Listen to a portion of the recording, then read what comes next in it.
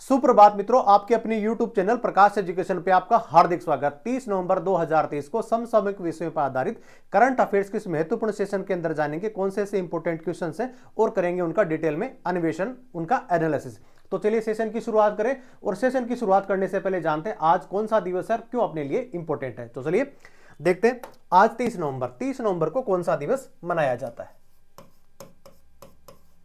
30 नवंबर 2023 का आज का सेशन और 30 नवंबर क्यों अपने लिए इंपॉर्टेंट है। रासायनिक युद्ध में घायल हुए या हताहत हुए लोगों को स्मरण करने के लिए इस दिवस को मनाने की शुरुआत यूएन के द्वारा की गई। तो आज 30 नवंबर को इस प्रकार का एक स्मरण दिवस है जो रासायनिक युद्ध के अंदर जो मारे गए, हताहत हुए, इसके अलावा बहुत सारे लोग जिनको पलायन करना पड़ा, उसी के संदर्भ के अंदर यूएन के द्वारा इस प्रकार के दिवस को मनाने की घोषणा की गई। हम सब लोगों को विदित है कि 1945 में जब सेकेंड वर्ल्ड वॉर जब हो रहा था तो अमेरिका ने जापान के ऊपर परमाणु बम फेंके थे या कह सकते हैं गिराए थे, जिसकी वजह से नागासाकी और हिरोशिमा दो बहुत बड़े जापान के बहुत बड़े शहर थे, वहां पे इनको गिराया गया और उसकी वजह आज तक भी वहां के जो लोग हैं इस चीज को, इस दंश को झेल रहे हैं। तो उसी के संदर्भ में विश्व जो है वर्तमान में कहीं पे भी शांति नहीं छाई हुई है। हर जगह हर कोने से इस प्रकार की बेचैनी और व्यवस्था दिखाई दे रही है। जब हम बात करते हैं कि यूक्रेन और रसिया का युद्ध थमा ही नहीं था कि उससे पहले इजराइल और हमास का युद्ध भी शुरू हो गया। तो कह सकते हैं कि वर्तमान में युद्ध का ये जो काल है ये पूरे विश्व के लिए एक चुनौती, एक बहुत बड़ी चुनौती बन गया। और हमारे प्रधानमंत्री ने ये काफी अलग अलग प्लेटफॉर्म के ऊपर भी कहा है कि युद्ध का समय नहीं है, शांति काल का समय है और हम सब लोगों को विश्व बंधुत्व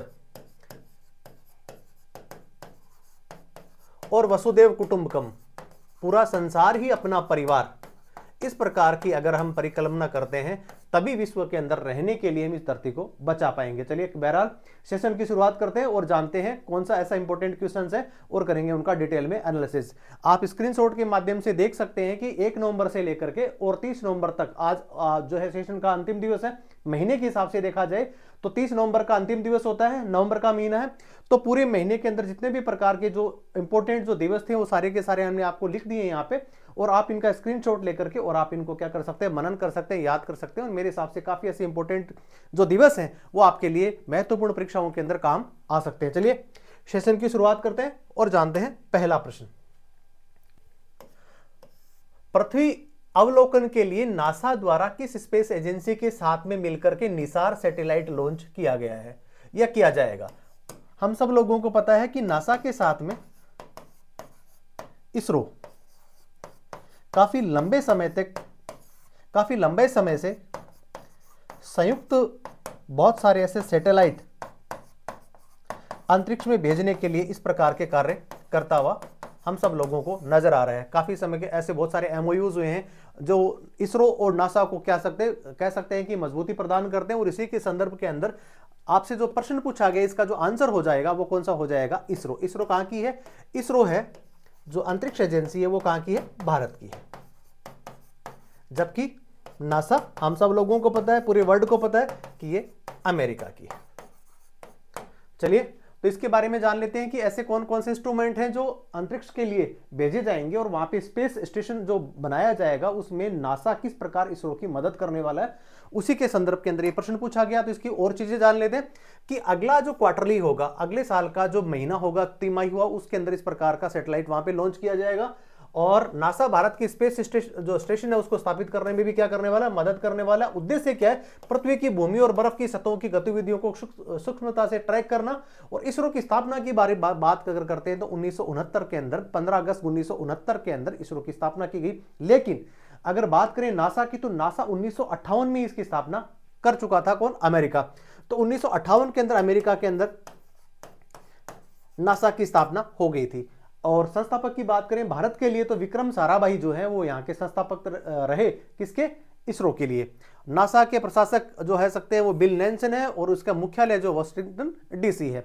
अब अगर बात करते हैं कि अंतरिक्ष के क्षेत्र के अंदर भारत की कौन सी ऐसी बहुत बड़ी उपलब्धियां हाल ही के दिनों में हम सब लोगों को देखने को मिली और भारत के लिए गौरवान्वित करने वाला क्षण था जब चंद्रयान 3 का जो था प्रक्षेपण हम लोगों ने यहां से किया और दक्षिणी ध्रुव जो चंद्रमा का है उस पर कभी भी या कह सकते कोई भी देश वहां तक नहीं पहुंच पाया था, लेकिन भारत ने वो कर दिखाया। इसके अलावा आदित्य L1 जिसके बारे में हम सब लोगों को विदित है कि वो सूर्य की जितने भी प्रकार की लाइट्स हैं उसकी जो रोशनी है उसके अनुसंधान करने के लिए भी हम लोगों ने यहाँ से या जो हमारा जो इसरो है उसने यहाँ से इस प्रकार के एक सैटेलाइट जो प्रक्षेपित उसको करा है। हम सब लोगों को एक चीज और विदित होनी चाहिए कि गगनयान जो हमारा बहुप्रतीक्षित एक मिशन है जिसके अंदर मानव पहली बार या कह सकते हैं भारत के द्वारा ही निर्मित और भारत के ही लोग स्पेस के माध्यम इस जो कह सकते हैं कि इस गगनयान जो यान है उसके माध्यम से अंतरिक्ष में भी जाने वाले हैं। तो यह भी अपने आप में इंपॉर्टेंट फैक्ट है और इसरो के लिए अपने आप में बहुत बड़ी उपलब्धि। तो अब आपने देखा हो कि भारत का पहला अगर सैटेलाइट की बात करें कि अंतरिक्ष की तरफ भारत ने जब कूच किया तो बिना किसी अपने पड़ोसी या रक्षा संबंधों को और ज्यादा मजबूत करने वाला तत्कालिक समय में जो यूएसएसआर हुआ करता था उसके सहयोग से आर्यभट्ट नाम का एक सैटेलाइट यहां से उन्हीं के यान से छोड़ा गया था। यह भी अपने लिए इंपॉर्टेंट है, कभी कभार इस प्रकार का सवाल भी आपसे पूछा जा सकता है। चलिए जानते हैं अगला प्रश्न, प्रश्न संख्या 2। सैन्य साहित्य महोत्सव का आयोजन अगले साल किस शहर में आयोजित किया जाएगा? अब मैं आपको बताता चलूं कि सैन्य साहित्य जिस प्रकार बहुत सारे लिटरेचर फेस्टिवल आयोजित किया जाते हैं जो सिविल्स के अंदर होते हैं, यहां पे हम सब लोग देखते हैं कि बड़े बड़े शहरों में इसका आयोजन किया जाता है, लेकिन सैन्य साहित्य की जब बात अगर होती है तो कुछ डिफरेंट है। और सैन्य साहित्य की बात करें तो जितने भी प्रकार के हमारे रणबांकुरे थे जिन्होंने 1962, 1971 और 1999 के अंदर हम लोगों ने कारगिल लड़ा, 1971 के साथ में हमने पाकिस्तान के साथ में युद्ध लड़ा, 1962 के अंदर हमने चीन के साथ में युद्ध लड़ा, जबकि 1965 में हमने पाकिस्तान के साथ में युद्ध लड़ा। तो अपनी जान न्योछावर करने वाले उन देशभक्तों की जितने भी प्रकार की जो यादें हैं उनको संजोने का कार्य सैन्य साहित्य जो महोत्सव होता है उसके अंदर इसका किया जाता है और उनकी जो गाथा है उसको यहाँ पे बताया जाता है। इस प्रकार का आयोजन शुरुआत से ही कहां से हो रहा है? ये हो रहा है पंजाब में, और पंजाब के अंदर ये आयोजन हो रहा है। और पंजाब के अंदर भी सबसे इंपॉर्टेंट जो कह सकते हैं केंद्र शासित प्रदेश है, हम सब लोग जानते हैं चंडीगढ़। तो चंडीगढ़ के अंदर इसका आयोजन होता रहा है, लेकिन इस बार इसका आयोजन कहां पे किया जाएगा? अमृतसर में किया जाएगा। वो भी क्या है? वो भी पंजाब का ही एक शहर है। हम सब लोगों को पता है कि वहां पे गोल्डन टेम्पल है, वहां पे वाघा बॉर्डर है और वहीं पे जलियांवाला जो बाग हत्याकांड हुआ था वो भी वहीं पे ही स्थित है। तो अमृतसर के अंदर होने वाला है जो कि पंजाब में स्थित है। इससे पहले चंडीगढ़ के अंदर इसका जो पहला जो संस्करण था इससे पहले वाला वो चंडीगढ़ में हुआ था। अब चंडीगढ़ जो है वो सैन्य कह सकते हैं मिलिट्री जो स्टेशन है उसके किस प्रकार उसको कह सकते हैं कि वो इंपॉर्टेंट है, तो वहां पे चंडी मंदिर के अंदर, चंडी मंदिर को बोला जाता है वेस्टर्न कमांड का हेडक्वार्टर है। पश्चिमी कमांड जो भारतीय सेना की है वो कहां पर स्थित है? वो चंडीगढ़ में स्थित है। अब बात अगर कमान की करी जाए तो भारत के अंदर यह कह सकते हैं थल सेना में कितनी कमांड है? तो टोटल कितनी कमांड है? ये है 7 कमांड। अब मैं बताता चलूं आपको कि कौन कौन सी कमांड हैं। हम करते हैं चारों दिशाओं का पूरा वर्णन, उसके बाद में ट्रेनिंग कमांड की बात करेंगे, उसके बाद में साउथ वेस्ट कमांड की भी बात करेंगे कि सबसे लास्ट के अंदर कौन सी कमांड जो है उसको बनाया गया था। ऐसे सवाल परीक्षाओं के अंदर भी पूछे जाने लगे हैं। चलिए बात करते हैं सबसे पहले पूर्वी कमांड। पूर्वी कमांड है कलकत्ता में। अब बात करते हैं पश्चिमी कमांड। तो पश्चिमी कमांड का मैंने आपको बताया था कि ये कहां पे है? चंडी मंदिर में है। कहां पर स्थित है ये है पंजाब में।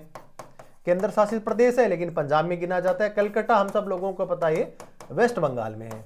अब बात करते हैं, ये हो गया पूर्वी, तो ये पश्चिमी। तो अब करें उत्तरी की बात। तो उत्तर के अंदर है अपना कौन सा? उत्तरी कमांड। ये हो गया नगरोटा। ये कहां पे? जम्मू कश्मीर में। जब उत्तरी हो गया तो फिर किसका हो गया? दक्षिणी। तो जो साउथ वेस्ट कमांड है, साउथ कमांड है, वो कहां पे है? पुणे में है। अब बात करते हैं कि सेंटर कमांड। सेंटर कमांड कहां पर स्थित है? तो सेंटर कमांड स्थित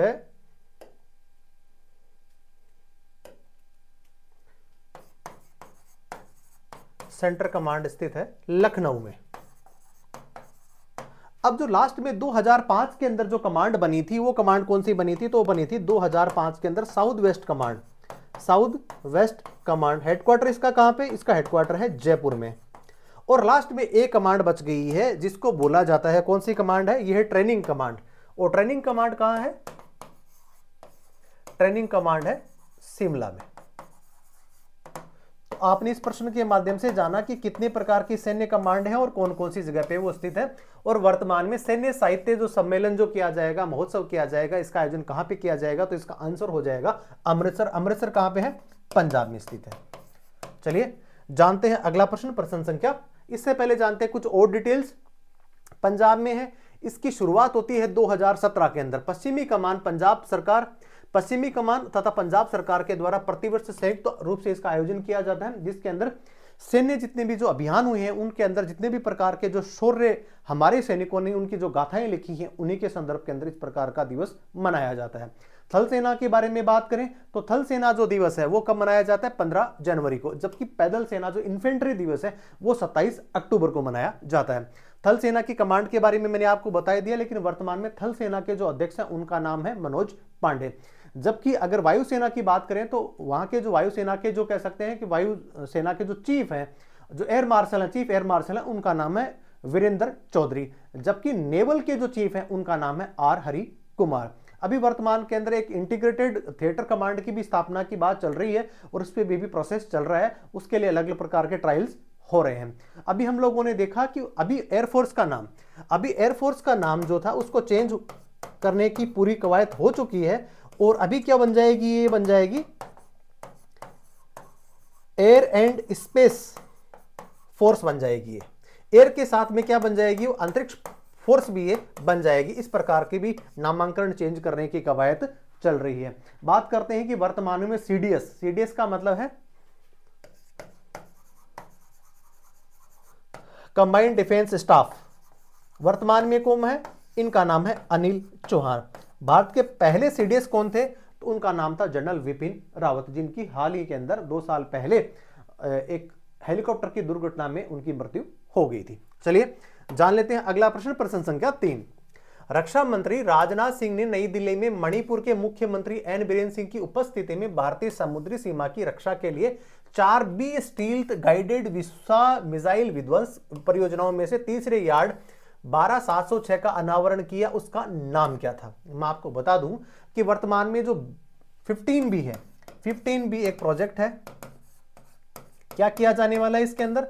इसके अंदर 4 शहरों के नाम है, उनके नाम से विध्वंसक, इस प्रकार के जलयान जो मिसाइल विध्वंसक परियोजनाओं में यार्ड बनाए जा रहे हैं। किस प्रकार के? जिसके अंदर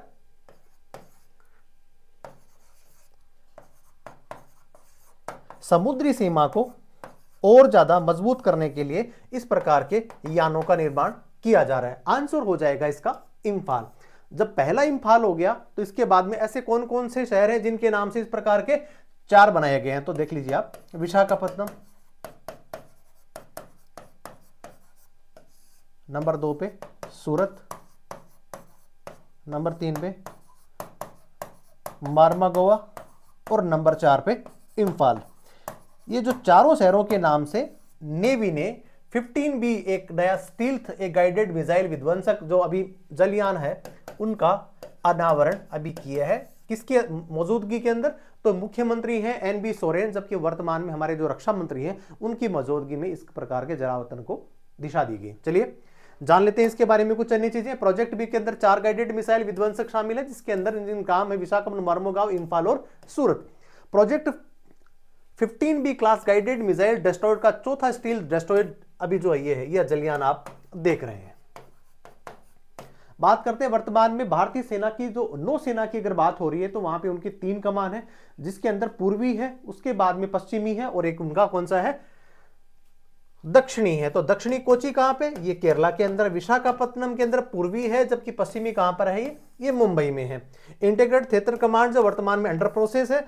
इसके अलावा सबसे एक इंपॉर्टेंट चीज मैं आपको और बताने वाला हूं कि प्रोजेक्ट 75 के बारे में आप क्या जानते हैं। प्रोजेक्ट 75 एक ऐसा प्रोजेक्ट है जिसके अंदर हम पनडुब्बी का निर्माण कर रहे हैं। किसके सहयोग से कर रहे हैं, फ्रांस के साथ में कर रहे हैं। ये स्कॉर्पियन डिजाइंड एक पनडुब्बी है जो कह सकते हैं काफी दिनों तक जो है वो समुद्र के अंदर ही रह सकती है, और इसका जो निशाना है वो अपने आप में क्या हो सकता है, अचूक होता है। तो ये पाकिस्तान को केंद्रित करते हुए इस प्रकार की पनडुब्बी का निर्माण फ्रांस के साथ में हम लोगों ने किया है। उनके नाम जान लेते हैं। तो देखते हैं इसके अंदर कलवरी, वाकशीर, वेगा, वेला, खंडेरी, करंजोर, वागीर, ये 6 प्रकार की जो पनडुब्बी हैं, इनका निर्माण भी भारत में ही फ्रांस के सहयोग से किया जा रहा है। यह भी एक नेवी के लिए काफी इंपॉर्टेंट, रणनीतिक तौर पे देखा जाए तो काफी मजबूत कड़ी साबित होने वाला है। चलिए जान लेते हैं अगला प्रश्न, प्रश्न संख्या 4। भारत का सबसे बड़ा सर्कुलर रेलवे नेटवर्क कहां पर बनाया जाएगा। आंसर इसका हो जाएगा बेंगलुरु। बेंगलुरु ने चेन्नई को पछाड़ करके, जहां पे चेन्नई की जो स्ट्रेंथ थी, जो दूरी थी, वो कितनी थी, 236 के आसपास, जबकि अभी इसका किसने कर दिया, 287 के आसपास किसने आंकड़े को छू लिया, ये छू लिया है बेंगलुरु ने। तो रेलवे के लिए अपने आप में बड़ी उपलब्धि, इसके साथ में कह सकते हैं उस राज्य के लिए, उस शहर के लिए भी एक बहुत बड़ी उपलब्धि है कि सर्कुलर रेलवे नेटवर्क है वो कहां पे बनाया गया, वर्तमान में बेंगलुरु में बनाया गया। इससे पहले भी सर्कुलर बनाया गया है, वो चेन्नई में है, लेकिन उसकी जो दूरी थी वो क्या थी, कम थी। देख लेते हैं इसके बारे में कुछ अन्य चीजें। पहले 236 था किसका, चेन्नई का, जबकि वर्तमान में 287 किसका हो गया, वो हो गया बेंगलुरु में। भारत में बुलेट ट्रेन की शुरुआत कब होने वाली है, कहां इसको चलाने वाले हैं, तो हम सब लोगों को पता है कि अहमदाबाद टू मुंबई जो है वो जापान देश के सहयोग से इस प्रकार की बुलेट ट्रेन जो चलाने की कवायद काफी सालों से, 3-4 साल से चल रही है। बात कर लेते हैं कि सबसे पहले भारत के अंदर जो है वो ट्रेन कब शुरू हुई थी, 1853 के अंदर, कहां से, मुंबई से लेकर के ठाणे के बीच के अंदर इस प्रकार की ट्रेन को चलाया गया। बात कर लेते हैं कि सबसे पहले मेट्रो की शुरुआत कहां हुई, तो वो हुई हमारा ही पश्चिमी बंगाल एक राज्य, वहां पे कैलकाटा उसका जो महानगर है, जो भारत का महानगर है, जहां पे अंग्रेजों की पहले वहां पे वो राजधानी भी हुआ करता था, वहां पे इसकी शुरुआत की गई। अगर वंदे भारत ट्रेन की बात करें तो वर्तमान में अभी 2024 के अंदर 500 वंदे भारत ऐसी ट्रेन और चलाने की कवायद चल रही है जिसके अंदर किसी प्रकार की भी दुर्घटना नहीं हो सकती, उसके बारे में भी विचार किया जा रहा है। अब बात कर लेते हैं कि अंडर वाटर जो ट्रेन है वो कहां पे चलाई जा रही है, तो वो चलाई जा रही है, दक्षिणतम राज्य है, उसकी राजधानी है चेन्नई, और तमिलनाडु उस राज्य का नाम, वहां पे वाटर जो मेट्रो ट्रेन है वो भी चलाई जाएगी। और बात करते हैं कि भारत के अंदर सबसे ज्यादा अगर मेट्रो ट्रेन का जो नेटवर्क है वो भी कहां पे, दिल्ली में स्थित है। और अभी भारत के जिनको कह सकते हैं कि मेट्रोमैन के नाम से किसे जाना जाता है, उनका नाम है ई श्रीधरन, तो उनको इस नाम से भी जाना जाता है। चलिए देख लेते हैं इसके बारे में कुछ अन्य चीजें। इसके अलावा एक चीज मैं आपको बताना भूल गया कि रैपिड एक्स जो ट्रेन है ये 20 अक्टूबर 2023 को चलाएगी। ये कहां से कहां चलाएगी, ये दिल्ली से लेकर के, ये दिल्ली से लेकर के मेरठ तक चलाएगी। इसके फेरे और बढ़ाने की भी बात चल रही है। अंडर वाटर जो ट्रेन है चेन्नई में है, जबकि सबसे बड़ा जो मेट्रो नेटवर्क है वो कहां पर स्थित है, वो नई दिल्ली में है। अभी बात करते हैं कि भारत का जो रेलवे नेटवर्क है वो विश्व के अंदर उसका कौन सा स्थान है, तो उसका स्थान है चौथा स्थान किसका है, वो भारत का है। जबकि भारत में रेल की शुरुआत 1853 में। और एक चीज और इंटरेस्टिंग फैक्ट है कि ऐसा कौन सा राज्य है जहां पर अभी भी ट्रेन की पटरियां नहीं है या ट्रेन वहां पे नहीं चलती है, तो कह सकते हैं कि सबसे कम आबादी वाला राज्य, या कह सकते दूसरा नाम उसका है कि अगर जैविक खेती के तौर पे पूर्णतः अगर किसी को अगर माना जाता है, उस राज्य का नाम है सिक्किम। तो सिक्किम जो है वहां पे अभी भी ट्रेन पहुंच नहीं पाई है, लेकिन अपने आप में अद्भुत और बहुत ही सुंदर सिक्किम, और जैविक खेती के लिए वो विश्वविख्यात भी है। वहां के जो पवन चामलिंग है उन्होंने लगभग 24 साल तक जो है वो सिक्किम की सेवा करी, या कह सकते हैं कि उन्होंने मुख्यमंत्री का कार्यकाल वहां पे पूरा किया। तो सिक्किम अपने आप में इंपॉर्टेंट, और चाइना के साथ में लगता है 1975 के अंदर भारत ने इसको अपने एक अभिन्न राज्य का हिस्सा उसको बनाया। उससे पहले वहां पे चंग्याल नाम का एक कह सकते हैं कि एक राजा हुआ करते थे, उनका एक वंश हुआ करता था, उसके बाद में भारत ने इसको अपना लिया। तो ये सारी चीजें आपने इस प्रश्न के माध्यम से जानी। और 1984 के अंदर जो है वो भारत के अंदर मेट्रो चलाई गई कैलकाटा के अंदर। चलिए जान लेते हैं अगला प्रश्न, प्रश्न संख्या 5। हाल ही में किस जगह रेट माइनिंग चर्चा में रही। हम सब लोगों को पता है कि लगभग 17 दिनों तक, 17 दिनों तक हमारे 41 मजदूर एक खदान या कह सकते हैं कि एक खान के अंदर एक बहुत बड़ा टनल बनाया जा रहा था, वहां पे वो फंस गए थे। और भारत सरकार ने हम सब लोगों की दुआओं से या कह सकते हैं कि विश्व के अनेक देशों ने जिस प्रकार से उनको टेक्नोलॉजी उपलब्ध कराई और भारतीय जितने लोग थे उन्होंने भी प्रार्थना करी, और उसी का परिणाम है कि कल रात को या कह सकते हैं कि 28 तारीख को जितने भी हमारे जो मजदूर थे उनको सकुशल बाहर निकाल लाए। लेकिन सवाल आपसे पूछा जा रहा है कि रेट माइनिंग क्या होती है। रेट का मतलब चूहा होता है। उसके बाद में चूहा अपने जब आप कह सकते हैं कि अंगुली से जब चीजों को खोदता है, मिट्टी को खोदता है, उसी प्रकार का कार्य, हालांकि वो देसी टेक्निक थी और हालांकि उसको पर्यावरण विभाग से भी उसको मनाही है, उसको अवैध करार कर रखा है। लेकिन इस समय उस टेक्निक को यहाँ पे यूज किया गया जब देसी विदेशी जितने भी प्रकार की जो मशीनें थी उन्होंने हाथ खड़े कर दिए थे, तब भारतीय देसी जुगाड़ से इस प्रकार का एक ऐसा इंतजाम किया जिसकी वजह से जो सारे के सारे मजदूर थे वो सकुशल वहां पे पहुंच पाए। तो जो रेट माइनिंग है उसमें क्या होता है, उसके अंदर 4 मीटर की एक न्यूनतम एक कॉरिडोर टाइप होता है जिसके अंदर मजदूर स्वयं ही उसको क्या करते हैं, खोदते हैं। और उसी के टेक्निक से हम सारे जो लोग हैं वो उन कह सकते हैं जो 41 मजदूर जो 17 दिनों से जो फंसे हुए थे उनको निकालने में रेट माइनिंग ने अपना बहुत बड़ा योगदान प्रदान किया। तो आंसर जो इसका हो जाएगा वो कहां पे हो जाएगा, उत्तरकाशी। उत्तरकाशी कहां पे स्थित है, यह है उत्तराखंड में। क्या हो रहा था वहां पर, तो अभी वहां पे जितने भी प्रकार के हमारे कौन सकते हैं ज्योतिर्लिंग है,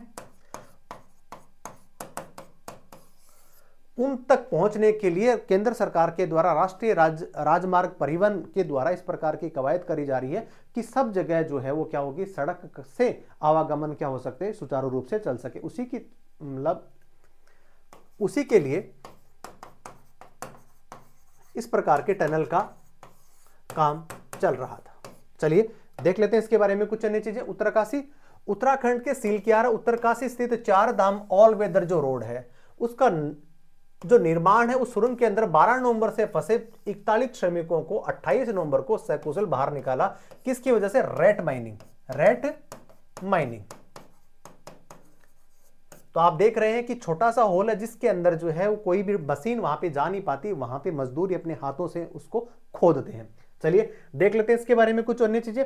चीन और नेपाल के साथ में उत्तराखंड अपनी सीमा बनाता है, हम सब लोगों को विदित है। लेकिन जोशीमठ के बारे में हम सब लोगों ने सुना और पढ़ा कि जोशीमठ की जो दीवारें हैं वो दरक रही हैं और वहां पे भूकंप कभी भी आ सकता है। तो वहां के जो लोग थे उनको एक जगह से दूसरी जगह क्या कर दिया, उनको प्रतिस्थापित कर दिया। तो उत्तराखंड इस बार भी चर्चा में रहा जब यहाँ पे उत्तरकाशी के अंदर जो टनल के अंदर जो मजदूर फंस गए उसके लिए भी, उससे पहले जोशीमठ के लिए भी वो क्या था, चर्चाओं में था। अब बात कर लेते हैं कि उत्तराखंड की राजधानी कहां पे, देहरादून के अंदर है, जबकि वहां के जो मुख्यमंत्री उनका नाम पुष्कर सिंह धामी है। अगर राज्यपाल की बात करें तो lieutenant general retired Gurmeet Singh वहां के राज्यपाल हैं। बात कर लेते हैं जिम कार्बेट नेशनल जो पार्क है वो कहां पर स्थित है, वो भी उत्तराखंड के अंदर देहरादून में ही स्थित है। चलिए, और अगर उत्तराखंड की अगर स्थापना के बारे में बात करें तो 1 नवंबर 2000 को 27वें राज्य की स्थापना होती है। उस राज्य का नाम कौन सा है, उत्तराखंड है। मुख्यमंत्री पुष्कर सिंह धामी है, जबकि 1 नवंबर 2000 को 27वां राज्य बनता है। जिलों की संख्या में छोटा कह सकते हैं एक राज्य है जहां पे जिलों की संख्या मात्र 13 और मुख्य रूप से यहाँ पे गढ़वाल और कुमाऊं 2 प्रकार की रीजन है और उन्हीं के नाम से ही जो वहां के जो लोग रहते हैं उनको 2 भागों में उनको विभक्त किया जाता है, जिनके अंदर किसी को गढ़वाली बोला जाता है तो किसी को कुमाऊनी बोला जाता है। तो अपने आप में अद्भुत। और वहीं पर मसूरी पर्यटन स्थल है, वो भी कहां पे स्थित है, वो भी उत्तराखंड में ही स्थित है। चलिए जान लेते हैं अगला प्रश्न संख्या 6। क्राकोटावा ज्वालामुखी एक शक्तिशाली विस्फोट हुआ किस देश में वो स्थित, आंसर हो जाए इसका कौन सा हो जाएगा, इंडोनेशिया के अंदर क्राकोटावा नाम का एक ज्वालामुखी था, वो वर्तमान में वो क्या हुआ, वहां पे फटा है। और सबसे अगर बात करें कि ज्वालामुखी और अन्य कौन से देशों के अंदर है जहां पे सुसुप्त है या कह सकते हैं ज्वलंत है, जहां पे जो ज्वालामुखी है वो यदा कदा फटते रहते हैं। चलिए बात कर लेते हैं सबसे पहले माउंट वेसियस। हम सब लोगों को पता है कि माउंट वेसियस जो है वो लगातार कभी न कभार जो है ये फटता ही रहता है। इसके अलावा माउंट कैटबाई अलास्का में है, जबकि माउंट किलिमंजारो जो तंजानिया जो अफ्रीका महाद्वीप का एक देश है, वहां पे कौन सा है, वहां पे किलिमंजारो है। जबकि लास्ट में माउंट स्ट्रोम्बोली भूमध्य सागर के यहां के अंदर पानी के अंदर भी ज्वालामुखी फटता रहता है। अब देख लेते हैं कि अभी हाल ही के अंदर हम सब लोगों ने देखा था कि जापान के अंदर भी एक ज्वालामुखी फटा और उसकी जो राख, उसका जो कह सकते हैं लावा इतना था कि उसने एक नए आयरलैंड का भी निर्माण कर दिया, एक द्वीप का निर्माण कर दिया था। यह भी हाल ही में चर्चाओं में रहा था। तो इंडोनेशिया है, सुमात्रा और जावा, सुमात्रा और जावा दो छोटे छोटे द्वीप हैं, उनके मध्य यहां पे जो है सुंडा के पास में यहां पे ज्वालामुखी फटा है। ये पिलियन तुल्य ज्वालामुखी है। जापान में ज्वालामुखी के फटने के बाद में एक नए आइलैंड का निर्माण हो गया था। जबकि विश्व के जो 4 जो सक्रिय ज्वालामुखी उसके बारे में हम सब लोग डिस्कस कर चुके हैं, जिसके अंदर इटली का है, उसके बाद में भूमध्य सागर है, तंजानिया में है, और इसके अलावा एक जो कौन सा है, ये लास्ट वाला है माउंट केटवे, जो कहां पे स्थित है, ये अलास्का में स्थित है। चलिए जान लेते हैं अगला प्रश्न, प्रश्न संख्या 7। भारत के किस कंपनी ने वैक्सीन अनुसंधान पर सहयोग के लिए सिडनी विश्वविद्यालय के साथ में समझौता ज्ञापन पर हस्ताक्षर करे हैं? तो भारत के लिए बड़ी उपलब्धि भारत बायोटेक, जिसमें कोरोना काल के अंदर जितने भी भारत की फार्मास्यूटिकल कंपनियां हैं उन्होंने काफी बड़ा योगदान दिया। और वहीं पे हम सब लोगों को पता है कि कोवैक्सीन और कोविशील्ड, कोवैक्सीन और कोविशील्ड 2 प्रकार की ऐसी वैक्सीन थी जो सबसे ज्यादा लोगों को लगाएगी। इसके अंदर जितने भी प्रकार की जो कंपनीज आप देख रहे हैं सारी की सारी भारतीय कंपनी है, और सबसे ज्यादा अगर दवाइयां उत्पादित करने का कार्य अगर विश्व भर में कोई भी कंपनियां कर रही हैं तो भारत की ही कर रही हैं, जिसके अंदर कैडिला है, उसके बाद में बायोटेक है, सन फार्मा है, ये बहुत सारी ऐसी कंपनियां हैं जो भारत के अंदर ही जो है वो यहीं की वो बेस्ट कंपनियां हैं। इसमें भारत बायोटेक, कैडिला है, रेड्डीज लेबोरेटरी है और सन फार्मा, ये सारी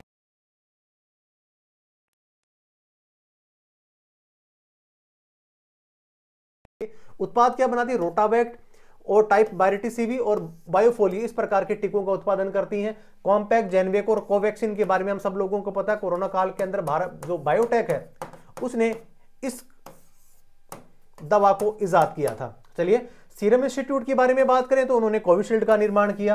अब भारत की जो प्रमुख जो दवा कंपनियां, सन फार्मास्यूटिकल है, उसके बाद में अरबिंदो फार्मा है, सिप्ला है, कैडिला हेल्थ केयर है, इस प्रकार की बहुत सारी ऐसी कंपनी हैं जो विश्व भर के अंदर अपनी दवाइयों को उत्पादित करती हैं और उनको निर्यात भी करती हैं। लेकिन हाल ही के दौरान 2 चीजें अपने को देखने को मिली कि चाइना के अंदर निमोनिया एक वायरस आया जिसकी वजह से बच्चे ज्यादा बीमार हो रहे हैं। इसके अलावा एक खबर हमने और सुनी, और डब्ल्यूएचओ के लिए भी एक चिंता का विषय कि ब्रिटेन के अंदर भी अभी वर्तमान में स्वाइन फ्लू, जिसको कह सकते हैं पिग्गी से, सुअर से जो आता है, उस प्रकार के लक्षण भी किसी व्यक्ति के अंदर मिले हैं। तो ये भी एक चिंताजनक बात है, क्योंकि हम अभी हाल ही के अंदर एक बहुत बड़ी जो विश्व के अंदर जो महामारी और हजारों लोगों को इस प्रकार अपनी जान से उनको कह सकते हैं कि जान गंवानी पड़ी, और साथ में ही बहुत सारी कह सकते हैं कि आर्थिक रूप से लोगों को उन्होंने कमजोर कर दिया कोरोना ने, क्योंकि लोगों के रोजगार और धंधे सब क्या हो गए, चौपट हो गए। और अभी वर्तमान में डॉक्टर मनसुख मांडविया वर्तमान में भारत के चिकित्सा मंत्री हैं। चलिए जान लेते हैं अगला प्रश्न, प्रश्न संख्या 8। किस राज्य सरकार द्वारा ग्रामीण क्षेत्रों में वित्तीय पहुंच की स्थिति को सुधारने के लिए हर ग्राम पंचायत में व्यापक बैंकिंग सेवाएं प्रदान करने के लिए अम्मा बैंक योजना की शुरुआत करी है? फाइनेंशियल इंक्लूजन के बारे में हम सब लोगों को पता है, और 2005 से ही जब से आरबीआई ने इस प्रकार की कमान संभाली है कि अंतिम छोर पर खड़े व्यक्ति को बैंकिंग सुविधा से लैस करना, उस तक पहुंच पाना अपने आप में बड़ी उपलब्धि। और इसके अलावा 2005 तक आते आते 2015 तक आते आते जनधन खाता, हम सब लोगों को पता है जनधन खाता 140 करोड़ जो भारतीय हैं उन सब के पास में अभी वर्तमान में जनधन खाते से है, या कह सकते हैं सब लोगों के पास में बैंकिंग अकाउंट्स है, जिसके माध्यम से हम लोग सरकारी योजनाओं को कह सकते हैं डीबीटी के माध्यम से सारे के सारे जो पैसे आपके अकाउंट में ट्रांसफर हो जाते हैं, और लोगों को जो लाभान्वित करने का कार्यक्रम जो चला है, जो वित्तीय समावेशन के लिए जरूरी था, इस प्रकार की कवायद केंद्र सरकार के द्वारा, राज्य सरकार के द्वारा, आरबीआई के द्वारा उसको किया गया। तो वित्तीय समावेशन के लिए अभी वर्तमान में किसका अभी नाम चल रहा है, तो उड़ीसा के अंदर अम्मा योजना शुरू करी है, जिसके अंदर कोई भी व्यक्ति बिना बैंक खाते के खातर ना रहे, इस प्रकार की वहां पे एक योजना को चलाया जा रहा है। चलिए जान लेते हैं इसके बारे में कुछ अन्य चीजें। ओडिशा है राज्य की सभी बैंक रहित ग्राम पंचायतों के अंदर सीएफसी प्लस आउटलेट के माध्यम से बैंकिंग सुविधाएं उपलब्ध कराना, यह हम सब लोगों का कर्तव्य है। बैंकों का भी है, केंद्र सरकार का भी है और राज्य सरकार का भी है। वित्तीय समावेशन की अगर परिभाषा को देखा जाए तो अंतिम छोर पर खड़े व्यक्ति को बैंकिंग सुविधाएं प्रदान करना ही वित्तीय समावेशन, फाइनेंशियल इंक्लूजन कहलाता है। इसके क्रम के अंदर जो सरकारें हैं उन्होंने कौन कौन सी चीजें करी है, डीबीटी किया है, और उसके बाद में जनधन खाता है, और एयू कह सकते हैं कि एनबीएफसी कंपनी है, एनबीएफसी नॉन बैंकिंग फाइनेंस जो कंपनी है, और इसके अलावा जो स्मॉल्स बैंक हैं उनके थ्रू भी वित्तीय समावेशन किया जा रहा है। अब बात करते हैं कि वित्तीय समावेशन की पहली बार बात किसने करी और बैंकिंग सुधार के लिए कौन सी कमेटी को जाना जाता है। तो कमेटियां तो हालांकि बहुत बनती हैं, लेकिन सबसे पहले जो कमेटी का गठन किया गया जिसके अंदर राष्ट्रीयकरण, जो बैंकों का जो राष्ट्रीयकरण किया जाना था उसके संदर्भ में भी किसी ने बात करी, तो सवाल यहां से पूछे जाते हैं। नरसिम्हन कमेटी फर्स्ट और सेकंड ये बैंकिंग सुविधाओं के लिए बनाई गई समितियों में से, प्रमुख समितियों में से एक है। इसके अलावा वर्तमान में राष्ट्रीयकृत जो बैंक है उनकी संख्या कितनी है, 12 है। नेशनलाइज जो बैंक है वो कितने हैं, 12। अगर मौद्रिक नीति है, कह सकते हैं जो मॉनेटरी पॉलिसी की जो समीक्षा करता है, जो रिव्यू करता है, उसका नाम क्या है, RBI, reserve bank of India. इसके कौन है अभी चेयरमैन, उनका नाम शक्तिकांत दास। शक्तिकांत दास वहां के अभी गवर्नर हैं। एमएसएमई सेक्टर के बारे में हम सब लोग जानते हैं कि मझोले और जो छोटे जो सेक्टर है वहां पे सरकार के द्वारा उनको एक तो दीर्घकालिक लोन दिया जा रहा है लंबे टेन्योर के लिए, और साथ में उनसे कम ब्याज भी वसूला जा रहा है। यह भी वित्तीय समावेशन को बढ़ाने के लिए एक अपने आप में बहुत महत्वपूर्ण कड़ी है। चलिए जान लेते हैं अगला प्रश्न, प्रश्न संख्या 9। भारत श्रीलंका संयुक्त सैन्य अभ्यास मित्र शक्ति 2023 का 9वां संस्करण कहां पे आयोजित किया जा रहा है। तो इसका मतलब 8 तो हो गए हैं, तो इसकी शुरुआत कब से हुई और वर्तमान में ये कहां पे कंडक्ट किया जा रहा है। इसको आंसर हो जाएगा ओंद। ओंद एक मिलिट्री स्टेशन है, कहां पे स्थित है, ये पुणे में स्थित है। मैंने आपको पिछले प्रश्न के माध्यम से बताया था कि यहां पे साउथ कमांड है, साउथ कमांड आर्मी की साउथ कमांड है, जिसको कह सकते हैं पश्चिमी कमान है, और वहीं पे श्रीलंका के साथ में हमने ज्वाइंट एक्सरसाइज करी है। देख लेते हैं इसके बारे में। मैं आपको बता रहा था कि जब 8वां संस्करण हुआ तो इसकी शुरुआत कब हुई थी, इसकी शुरुआत होती है 2004 में। 2004 के अंदर संयुक्त सैन्य अभ्यास मित्र शक्ति जो हम श्रीलंका के साथ में जो कंडक्ट करते हैं, उसका जो अभी 8वां जो संस्करण था, या कह सकते हैं अभी जो वर्तमान में जो 9वां जो चल रहा था, 8 तो हो चुके हैं, तो 9वां जो संस्करण था वो ओन मिलिट्री स्टेशन पुणे के अंदर आयोजित किया गया। मित्र शक्ति के अलावा कौन कौन सी एक्सरसाइज अन्य देशों के साथ में कंडक्ट करते हैं, इसके बारे में देख लेते हैं। भारत और कजाकिस्तान के साथ में हमने देखा कि जो ऑपरेशन काजिंद, जबकि भारत और सिंगापुर नौसेना के बीच में सिम्बैक्स है, जबकि शक्ति अभ्यास भारत और फ्रांस के साथ में। अभी शक्ति की बात हो रही है, लेकिन गरुड़ शक्ति के अभ्यास की अगर बात करें तो भारत और इंडोनेशिया में, जबकि मित्र शक्ति अभ्यास जिसके बारे में हम चर्चा कर ही रहे हैं कि भारत और श्रीलंका के बीच है। अब मैत्री की बात हो रही है। मित्र शक्ति मित्र भी हो सकता है और मैत्री वो भी मित्रता होगी। तो मैत्री दोस्ता, एक तो होता है दोस्त और एक होता है दोस्ती, तो ये जो है ये है दोस्ती वाली। तो मैत्री शक्ति है भारत और थाईलैंड के, मित्र शक्ति भारत और श्रीलंका के। संप्रति क्या है, भारत और बांग्लादेश के साथ में। सूर्य किरण अब कहां की किया जाता है, सूर्य किरण का अभ्यास किया जाता है अपना ही पड़ोसी देश, अपना ही छोटा भाई नेपाल के साथ में हम सूर्य किरण करते हैं। जबकि ऑस्ट्रेलिया के साथ में हम ऑस्ट्रेलियन हिंद भी कर रहे हैं, और अभी वर्तमान में एक ऑस्ट्रो हिंद भी एक्सरसाइज, जिसको मैंने पहले वाले सेशन में कवर करा था, ऑस्ट्रो हिंद भी एक्सरसाइज चल रही है, जिसके अंदर ऑस्ट्रेलिया की तीनों सेनाएं, आर्मी, एयरफोर्स और नेवल, जबकि भारत की भी तीनों सेनाएं अभी वर्तमान में कहां पे कर रही हैं, माजन फील्ड फायरिंग रेंज है जो बीकानेर में है राजस्थान के अंदर, वहां पे अभी एयरफोर्स और थल सेना का चल रहा है। जबकि जल सेना का जो अभ्यास है वो हिंद महासागर में चलाया जाएगा, किसके साथ में, ऑस्ट्रेलिया के साथ में। और ऑस्ट्रेलिया के साथ में हाल ही के अंदर हमने 2+2 की वार्ता का भी आयोजन किया गया था। वज्रहार अगर प्रहार की बात करें तो हमने अमेरिका के साथ में वज्र प्रहार जो ज्वाइंट एक्सरसाइज है उसको भी हमने कंडक्ट कराया। चलिए जान लेते हैं आज के सेशन का 10वां प्रश्न। गोवा में आयोजित 54वां अंतर्राष्ट्रीय फिल्म महोत्सव किस फिल्म को गोल्डन पीकॉक अवार्ड से नवाजा गया। तो अभी जो 54वां फिल्म फेस्टिवल कहां पे आयोजित किया गया, ये किया गया गोवा में, और गोवा में ही किया जाता रहा है। और इसका जो आंसर हो जाएगा वो हो जाएगा एंडलेस बॉर्डर। एंडलेस बॉर्डर को क्या मिला है, गोल्डन पीकॉक अवार्ड से उसको नवाजा गया है। देख लेते हैं इसके बाद ऐसे कौन कौन से इफेक्ट्स हैं और कौन कौन सी फिल्मों को इस प्रकार के पुरस्कारों से सम्मानित किया गया। तो सर्वश्रेष्ठ फिल्म का गोल्डन पीकॉक पुरस्कार एंडलेस बॉर्डर जो प्रश्न में पूछा था। इसके अलावा सर्वश्रेष्ठ निर्देशक का जो है सिल्वर पीकॉक पुरस्कार स्टीफन कॉमरडेव को मिला है। जबकि सर्वश्रेष्ठ अभिनेता पुरुष का सिल्वर पिकॉक पेरिया हरिमी सेम को, जबकि अभिनेत्री जो है उनका नाम है मेलानी थियरी। निर्देशक सर्वश्रेष्ठ पहली फीचर फिल्म का पुरस्कार वेदेंद्र सिडग्लिस्क्रो को मिला है, जबकि विशेष जूरी पुरस्कार ऋषभ शेट्टी है जो कहा के भारतीय, और उनको कांतारा मूवी के लिए इस प्रकार का पुरस्कार दिया गया है। अब बात करते हैं आईएफआई की 1952 के अंदर इसकी शुरुआत होती है। हर साल अगर आयोजन इसका किया जाता है वो कहां पे किया जाता है, गोवा में किया जाता है। वर्तमान में सूचना प्रसारण मंत्री कौन है, उनका नाम है अनुराग ठाकुर। चलिए, इस प्रश्न के माध्यम से आपने बहुत सारे ऐसे फैक्ट जाने, सवाल कहीं से भी आ सकता है। चलिए जानते हैं अगला प्रश्न, प्रश्न संख्या 11। सशस्त्र बल ट्रांसफ्यूजन सेंटर दिल्ली कैंट की कमान संभालने वाली पहली महिला कौन बनी है, उनका नाम है Colonel Sunita B S. Colonel Sunita B S जो है वो अभी वर्तमान में ट्रांसफ्यूजन सेंटर जो दिल्ली कैंट की कमान संभालने वाली एकमात्र कह सकते हैं पहली महिला बनी है। लेकिन महिलाएं और जगह पे भी अपना नाम कमा रही हैं और हम सब लोगों को गौरवान्वित कर रहे हैं। इसके क्रम के अंदर 2-3 फैक्ट मैं आपको और बताता चलूं। Selja Dhami advance air control unit जो भी जम्मू कश्मीर में है वहां पे ये कमांडिंग ऑफिसर बनी है शैलेजा धामी, जो कह सकते हैं कि ऑपरेशनल जो डिवीजन है वहां पे किसी भी यूनिट की कमान संभालने वाली अगर कोई महिला है उनका नाम शैलेजा धामी है। अब करते हैं बात कैप्टन शिवा चौहान की। कैप्टन शिवा चौहान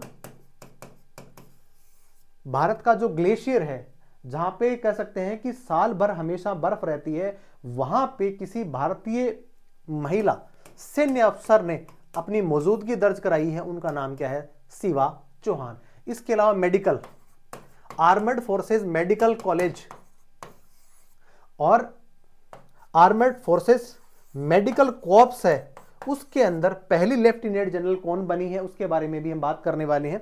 तो देखते हैं कि इसके अंदर पुनीता जो अरोड़ा है, पुनीता अरोड़ा भारत की पहली लेफ्टिनेंट जनरल बनी, जबकि हाल ही में साधना सक्सेना उनको एयर मार्शल की रैंक प्रदान की गई। ये किससे है, ये एयरफोर्स से है, जबकि ये किससे थी, ये थी आर्मी से। रक्षा मंत्री राजनाथ सिंह, एएफटीसी देश का पहला एकमात्र लाइसेंस प्राप्त एक इंस्टीट्यूशन है।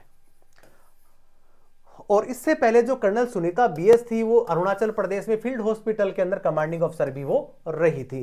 तो आपने इस प्रश्न के माध्यम से जो महिलाओं के द्वारा जितने भी प्रकार की चीजें अभी जो करी जा रही हैं, हम सब लोगों को पता है कि अवनी चतुर्वेदी, इसके अलावा मोहना सिंह, ऐसे जो फाइटर प्लेन को उड़ाने वाली महिलाएं भी हम सब लोगों ने देखी है।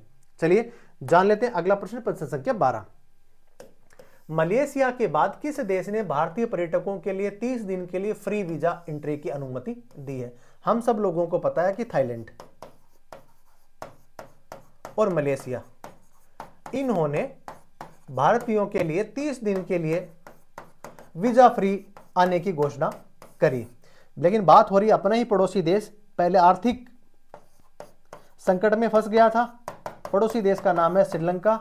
श्रीलंका के साथ में हमने मित्र शक्ति, अभी जो हाल ही में पहला जो प्रश्न मैंने पढ़ा था वहां पे हमने आयोजित करी है ओंद पुणे के अंदर। तो वर्तमान में श्रीलंका ने जो है वो क्या किया है कि 30 दिनों के लिए भारतीयों को वीजा फ्री एंट्री देने की घोषणा करी है। हम सब लोगों को पता है कि श्रीलंका का पूरा जो आर्थिक उद्योग है वो पर्यटन पे ही आधारित है और इसके लिए इस प्रकार की कवायद उन्होंने करी है। इसी के क्रम के अंदर वियतनाम भी एक देश, छोटा सा देश और पर्यटन के लिए जाना जाता है, उसने भी वीजा फ्री यात्रा करने के लिए भारतीयों को आमंत्रित करने की इस प्रकार की कवायद उनके भी वहां पे चल रही है। हालांकि इसकी घोषणा होना बाकी है, लेकिन वियतनाम भी इस प्रकार की चीजें कोशिश करता हुआ नजर आ रहा है कि वो भी भारतीयों को अपने देश में बुलाने के लिए वीजा फ्री एंट्री करने की घोषणा करने वाला ही है। चलिए देख लेते हैं इसके बारे में कुछ अन्य चीजें। थाईलैंड और मलेशिया दोनों के दोनों वीजा फ्री हो गए। श्रीलंका ने भी अप्लाई कर दिया है। वियतनाम द्वारा भारतीय पर्यटकों के लिए वीजा फ्री एंट्री देने पे विचार कर रहा है। लेकिन बात थोड़ी चिंताजनक इसलिए है कि श्रीलंका के साथ में संबंध हमारे मजबूत हैं, लेकिन फिर भी वो चीनी जो जहाज हैं वो वहां पे आते रहते हैं और उन्हीं के अंदर भी समुद्री गश्त के लिए 2 प्रकार के यान, जिनको जासूसी यान कह सकते हैं, वो यहां पे आए और भारत ने कड़ा विरोध दर्ज कराया। यान था सी यान 6, इसके अलावा सियांग हेंग होंग 3। ये इन दोनों भी दे भी जो है हबन टोटा और उसके आसपास यहाँ पे इन्होंने डेरा डाले रखा।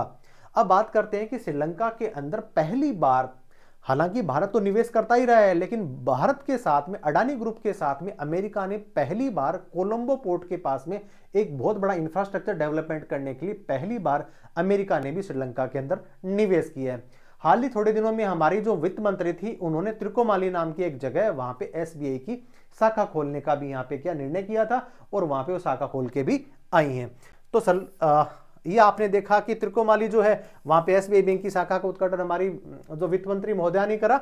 इसके अलावा अभी वर्तमान के अंदर श्रीलंका का जो क्रिकेट बोर्ड है वो भी काफी चर्चाओं में बना हुआ है। आईसीसी के नियमों की अनदेखी करने के कारण, इसके अलावा श्रीलंकन सरकार का क्रिकेट बोर्ड के अंदर हस्तक्षेप होने के कारण, अनावश्यक हस्तक्षेप इंटरफेरेंस होने की वजह से श्रीलंका क्रिकेट बोर्ड को आईसीसी ने क्या कर दिया, बैन कर दिया। इसके अलावा एक चीज और घटी कि आईसीसी के द्वारा आयोजित होने वाला अंडर 19 का जो वर्ल्ड कप था उसकी मेजबानी भी छीन करके श्रीलंका से दक्षिण अफ्रीका को दे दी है। ये सारी चीजें आपने इस प्रश्न के माध्यम से जानी। चलिए जान लेते हैं अगला प्रश्न, प्रश्न संख्या 13। निम्न में से कौन सी भारतीय खिलाड़ी विश्व की नंबर 1 तीरंदाज बनी है? हम सब लोगों को पता है कि अभी यहां पे क्या चला था, अभी एशियन पैरा गेम्स हुए थे और भारत ने भी उसमें भाग लिया था और 105 पदक और एक लेके आए 111 पदक। एक में स्थान था चौथा और एक में था पांचवा। दोनों एशियन कप की मैं बात बता रहा हूं आपको, एक में चौथा था और एक में पांचवा था। एक में 111 लेकर के आए, एक में 107 लेकर के आए। सवाल आपसे पूछा जा रहा है कि नंबर 1 तीरंदाज कौन बनी है, क्योंकि उन्होंने एक ही स्पर्धा के अंदर एशियन गेम्स जो पैरा के हुए थे उसके अंदर 2 स्वर्ण और 1 रजत जीता। इसके अलावा एक ही टूर्नामेंट के अंदर 2 स्वर्ण पदक जीतने वाली भी जो पैरालंपिक खिलाड़ी हैं उनका नाम क्या है, उनका नाम है शीतल देवी। हालांकि तीसरे नंबर पे और 7वें नंबर पे राकेश कुमार, तीसरे नंबर पे राकेश कुमार रहे हैं और 7वें नंबर पे भी भारतीय खिलाड़ी रहे जिनको भी भारत की जो विश्व के नंबर 1 तो पैरा में तो है ही है, इसके अलावा जो 3 नंबर पे और 7 नंबर पे वो भी कौन है, वो भारतीय ही खिलाड़ी है। चलिए फैक्ट्स के बारे में माध्यम से जान लेते हैं। भारतीय पैरा तीरंदाज शीतल देवी कंपाउंड ओपन वर्ग के अंदर इन्होंने पैरा एशियाई गेम्स के अंदर 2 स्वर्ण और 1 रजत पदक इन्होंने जीता।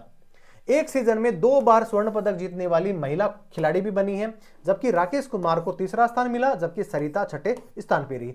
बात कर लेते हैं कि अगला जो पैरा गेम्स होंगे एशियंस के बारे में बात करें तो नागोया जापान में होने वाले 2026 वाले, ये भी आप याद रखें, इसको भी आप इंपोर्टेंट लगा सकते हैं।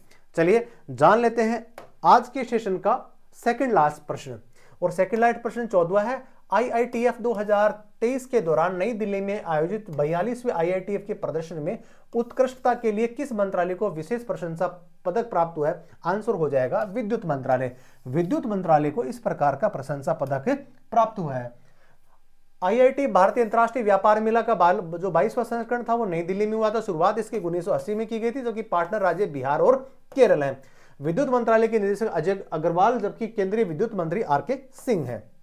बात कर लेते हैं कि सौर ऊर्जा के अंदर भारत जो कीर्तिमान रच रहा है, तो सौर ऊर्जा के अंदर भारत का जो स्थान है वो ज्यादा अच्छा तो नहीं है, लेकिन कर सकते हैं उसका चौथा स्थान है। चौथा स्थान है, लेकिन वर्ल्ड के अंदर सबसे ज्यादा सौर क्षमता वाला और सबसे ज्यादा सौर ऊर्जा उत्पादित कहां पे की जाती है, तो चीन में करी जाती है।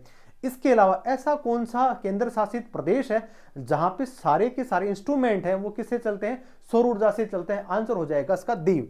तो दीव इसका ये आंसर हो जाएगा। भारत के अंदर सबसे ज्यादा सौर ऊर्जा उत्पादित करने वाला अगर कोई राज्य है, सौर ऊर्जा के अंदर लगभग 25 दिवसों तक या कैसा 325 दिन तक सौर दिवस रहते हैं, कौन सा राज्य हो जाएगा? हो जाएगा राजस्थान। चलिए जान लेते हैं अगला प्रश्न, प्रश्न संख्या 15, जो आज के सेशन का अंतिम प्रश्न। इंडियन इम्यूनोलॉजिकल में तमिलनाडु के उदग मंडल में बच्चों के लिए माबेला वैक्सीन लॉन्च की, जिसे वियतनाम के पोलिवेक इंस्टीट्यूट के सहयोग से विकसित किया गया है। इसका संबंध किस बीमारी से है? आंसर हो जाएगा इसका खसरा और रूबेला।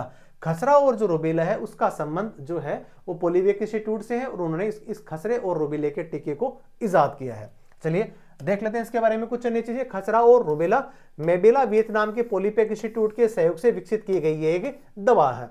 ह्यूमन बायोलॉजिकल इंस्टीट्यूट की 25वीं वर्षगांठ पर इंडियन इम्यूनोलॉजिकल की स्थापना 1982 में की गई। ह्यूमन बायोलॉजिकल इंस्टीट्यूट एचबीआई का स्वदेशी रूप से जो निर्मित करने वाला इस प्रकार का ये संस्थान बना है और वैक्सीन का जो निर्माण किया उसका नाम है अभय रब।